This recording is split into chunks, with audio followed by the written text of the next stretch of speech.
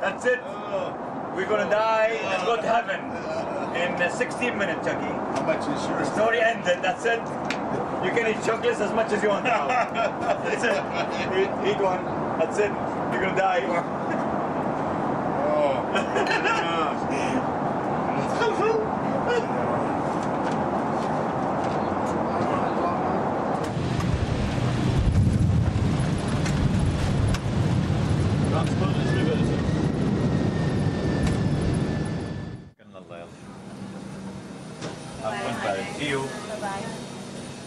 A lot of people visiting Paris are looking for the latest fashions along the Champs-Élysées.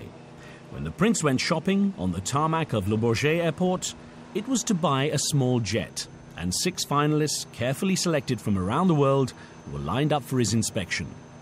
With an energetic pace, he didn't waste time and knew exactly what he was looking for. I was about to get my first glimpse of his negotiating skills. Well, the sellers soon realized they were up against a tough customer with only minutes to state their case. And the charter market is not very good at These the days, moment. yes. So we have 3 aircraft and really only business for 2. Okay, you can't put a seat here. You can, there isn't one, but you can, yes. Can you call the captain, please? Yes. 1, Michael? 2, 3, 4. You always do business at such a pace? Oh yeah, everything is done very quickly and decision is very swift. Because it looks like you've just come in and decided to buy a plane last minute. No. The decision has been taken 2 months ago, and the research began 2 months ago. Are you at the haggle stage? Almost. With enough wealth to buy 5,000 of these jets, it's surprising he would haggle at all. But this businessman prince is always looking for the best deal. Even a billionaire likes a bargain. It's all a matter of scale. The kingdom will buy one of the Hawker Sidleys, but you have to compete. And tell them we pay tomorrow morning if we can have the contract ready. Some people spend hours shopping, but Prince Al Walid needed just 20 minutes.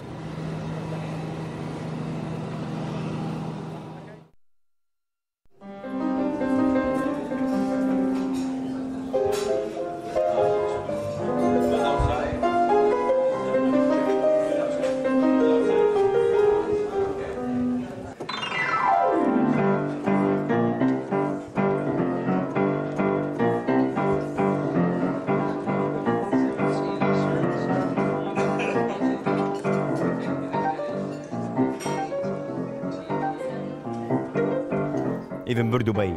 It is not the best hotel, but nice, straightforward hotel, but we need another Dubai, another Movenpick there for our landmark. But it came cheap. We have it, why not?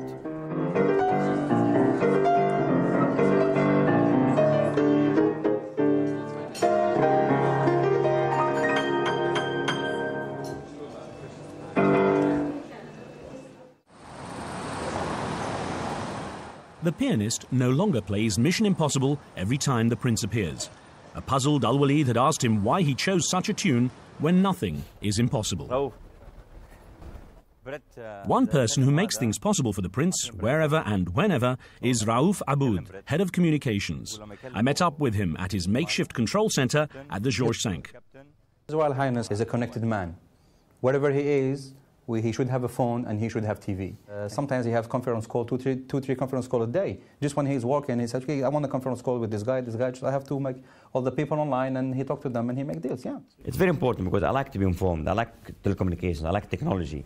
I like to be, I like to know what's going on around me very much. Hello, Brett. Did he explain to the situation? So he does business on the fly? He does business wherever, I think. Even when he's sleeping, he does business, I'm sure. Among Al Walid's many investments, the Georges V is particularly close to his heart, perhaps because his father used to bring him here as a child. He now owns it 100%.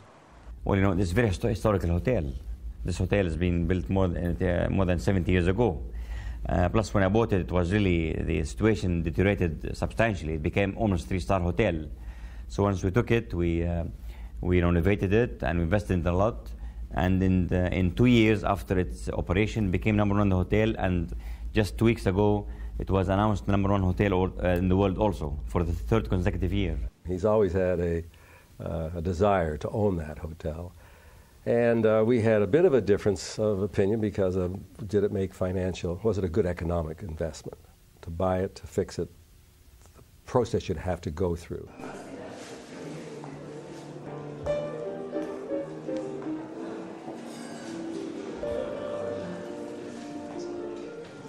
But I must give him credit. He restored it according to what we believe was necessary, which meant closing the hotel, literally gutting it, and restoring it beyond its former glory. I mean, what you see today is much better than it ever was. The flowers alone cost $1 million per year and are such a feature that people come in just to see them. The Prince was involved in many of the details of the refurbishment and added personal touches. Well, you know, I'm a Muslim, I'm an Arab, I'm very proud of my heritage and my culture. And I just put 2 verses of the Quran that are very relevant and very close to my heart. And I put them in the main entrance of the lobby over here. They say, if you thank your God will give you more. That's one verse. The other verse says, all this is from my God's blessings.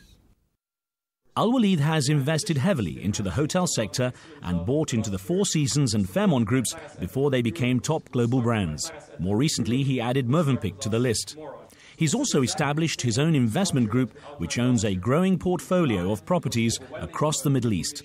His debut in the hotel business was not at the real estate level. He took an interest in Four Seasons Hotels Management Company, and then with Fairmont Hotels Management Company. It was very much driven with a vision and a strategy around it. It was not an opportunistic ad hoc accident. This is prime land. This is the heart of Damascus. We had to get it. Without this, it would not be a home run. The Prince is a person that builds his investments around partnerships, doesn't go alone. And that's why we go and invest in Four Seasons. We don't try and rebuild another brand and try to compete with Four Seasons. They're very good at it. They've done it for many years. We go in and we tag along their success and try to enhance the value of that investment. Same thing with Fairmont, same thing with Mövenpick. So he has a lot of knowledge about the industry. He thinks about it very strategically, and he actively helps the companies that he invests in. When we look at the Fairmont investment that he made, it was roughly the same time as his Four Seasons investment.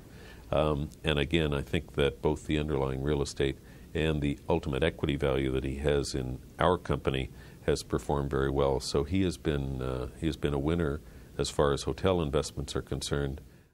But not all his investments have a fairy story ending. We've had some challenges. Many people in his situation, if they hadn't had instant financial gratification, may have run away.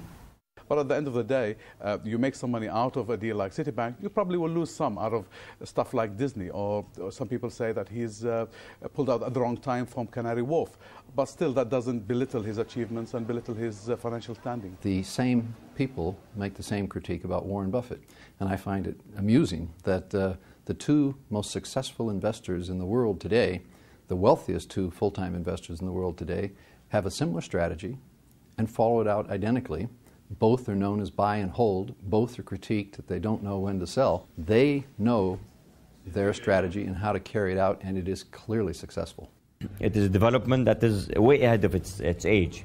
Clearly there's an issue with the capital structure because it has too much debt on it. Through Disney, it's a force and power to be reckoned with, and its best days are yet to come in the future. Every deal is not equally successful in anything that you do. And I can't put myself in his shoes, but I think him being involved with investing in Disney, whether it's Euro Disney or whether it's the parent company, the Walt Disney Company, gives him a portfolio and credibility to go together with his Citibank, which was obviously a great financial deal, and other great deals he has. While he's down on his high-profile Euro Disney investment, it's had very little impact on his overall portfolio and doesn't trouble him financially, though it may become one of the most expensive roller coaster rides he takes.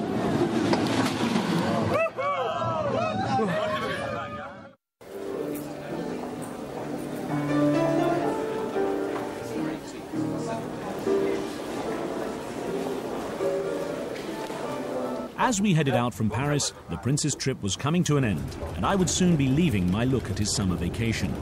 It struck me that in 2 weeks, I'd experienced what only a handful of people get to see. As the 767 came into view and we drove straight onto the tarmac, I realized how the world is such a small place when you have your own private jet, with no pushing trolleys full of luggage and no queuing at airports. Let's go. When it's delivered, the Prince's new 747 will only add to that comfort. I was starting to see his life as one surprise after another. And that's the case at every port of call. Okay, doctor. Trading by a goal in this opening chunk with about 3 minutes remaining. And straight through to the Prince of Wales. The Prince of Wales kept under the watchful eye of Alan Gear Massoud, but he sends it through. Now picked up. The Prince's company was sponsoring a prestigious polo competition attended by the British elite. Despite coming from different cultures and traditions, all royals speak a common language. Even casual moments have an air of formality, although prince to prince, a few secrets are revealed.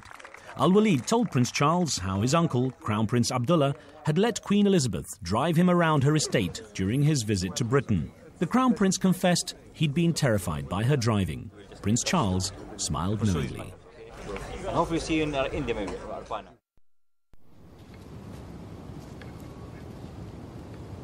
New York was the destination for me to find out about the Prince's investments. After all, he's the largest foreign investor on Wall Street. His portfolio stretches across dozens of American companies, all of them household names. His strategy is to research major brands, set a price target, and move in only when that target is reached. This is how he bought into Rupert Murdoch's powerful media company, News Corp. When the Australian tycoon was down on his luck in 1997, it created the perfect opportunity for an investor like Al-Walid.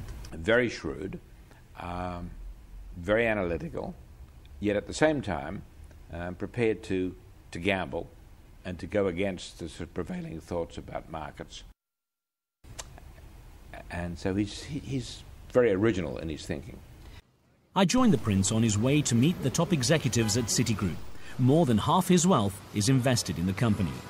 Back in 1991, bad loans left the bank urgently needing a major cash injection. No one was willing to risk their money. Were we on our knees? Yes.